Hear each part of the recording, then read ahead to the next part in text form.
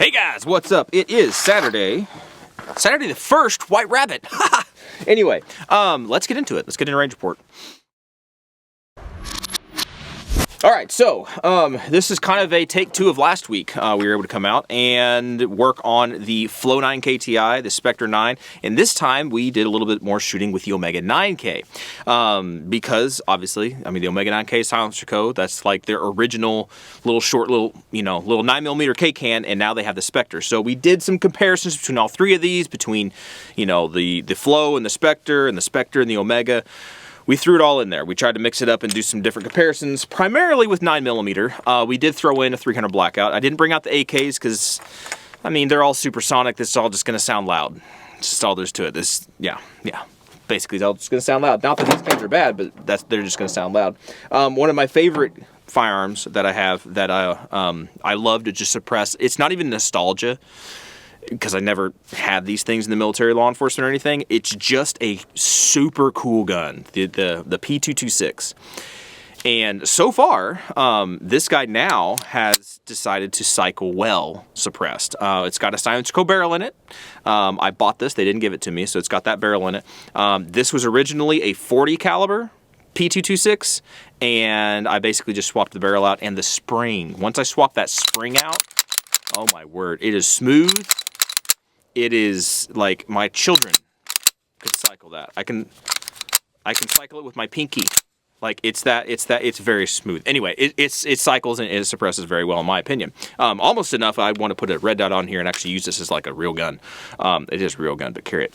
That's beside the point. Y'all don't even care. Anyway, that's mostly what we did. We worked on all that kind of stuff. I brought this guy out just for kicks and giggles as a host, the PSA Dagger Micro.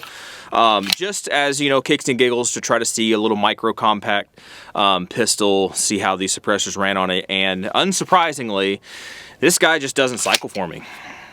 I kind of feel bad because I've told some people, including family members, to get these because they're relatively cheap, 350-ish bucks, and just use it. It's a great little pistol because at first I thought it was.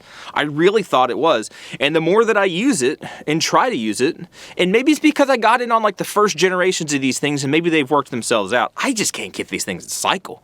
Like, I'm sorry, I just can't get it to cycle. I'm a SIG guy now. I started playing with 365s and I'm like, dadgum, these things are awesome. And the little Glock clones and things, I'm not as much a fan of them anymore. Anyway, that's going to be a video at a different time of why I switched from a Glock fanboy and carrying Glock and shooting Glock all the time to really just shifting gears and going SIG. I know that'll be interesting if you guys want to talk about it in the comments. That'll be an interesting conversation down there. Something else we did work on, we have this guy over here. Woo, slippery, it's full of ice down here. This is that gas pocket bolt carrier group from, I'm gonna charge, from Griffin Armament. Right? Is my camera sloping down? I feel like it is. Anyway, it has the gas ports and everything on the left side of the bolt carrier group instead of on the right side, which is non-traditional. And so we did a little bit of shooting with this today, and just trying to, playing around with stuff. I want to test this and test it properly, so I'm going to just have to use it over time. I don't just want to spit out a review on something. I really want to get some time with it. But that's one thing that we did work on. The other thing, I think we finished most of our range. Well, we have our range stuff done. But the Panzer PW Arms EG200, this shotgun, a buddy of mine gave this to me for my birthday and said, hey, make a video about it.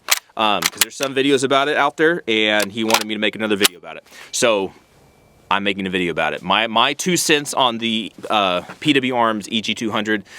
Spoiler alert, if you change the spring on this thing, it's fantastic.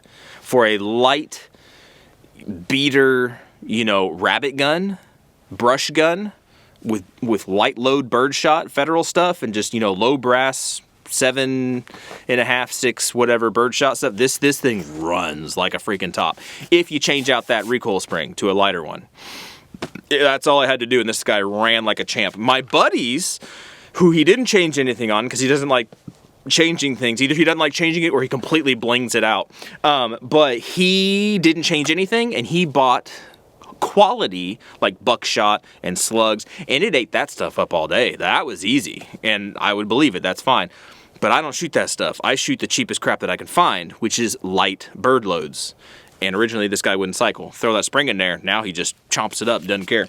Anyway, so we kind of shot a range review, as it were, of that, and I just basically gave you the 30-second version of it. Anyway, I think that's pretty much it. Yeah, we're just still working on suppressor stuff. We got some more suppressors coming in. That will be down the pike later.